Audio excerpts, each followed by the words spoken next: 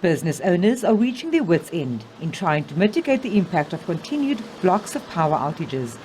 In the Boerkaap, new pharmacy owner Nurain Kader says they could still formulate some sort of plan to keep operations going during 2 hours of load shedding. But when stage 6 hit, it became draining on finances.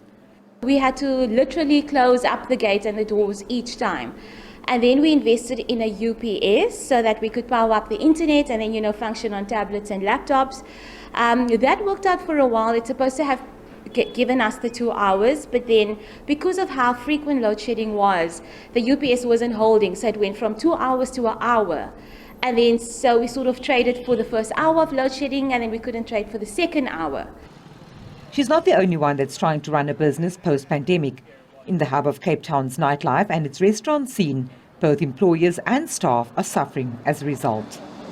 We do have an inverter, but it can't really pick up everything in the restaurant. So most of the things are not working in the restaurant, and sometimes the card machines don't work due to the network. So people can't really pay their bills, and they end up leaving. And when they come back, us as waiters, sometimes if they come back and do pay the bill, they don't pay the tip anymore. It's just paying the straight bill. So we end up losing money. The hospitality industry body, Fedhasa, says it's unfair to an industry that's coming out of 2 years of very damaging COVID-19 restrictions. It's urged government to understand that this industry is one of the major catalysts to job creation in the country. Sadly, those most damaged are the smaller hospitality businesses that do not have the capital to invest in alternative energy supplies, such as inverters or generators. The inconsistent and erratic electrical supply also makes it difficult to keep one's fresh produce from going off.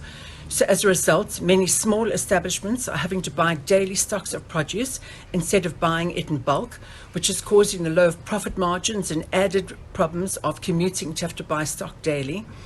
And for those who invest in inverters, generators and the like, the additional capital costs and monthly costs of purchasing diesel are eating into profits, which are already squeezed due to the significant inflation rises for food. I think as a city of Cape Town, we have been privileged to offer our city-supplied areas with a lower level of outages in Cape Town. However, with the frequency of outages recently, we don't have sufficient lead time to recharge our system, that being pumping the water back up the dam, to work it through Steenbras hydropower, and then to offer that to our residents.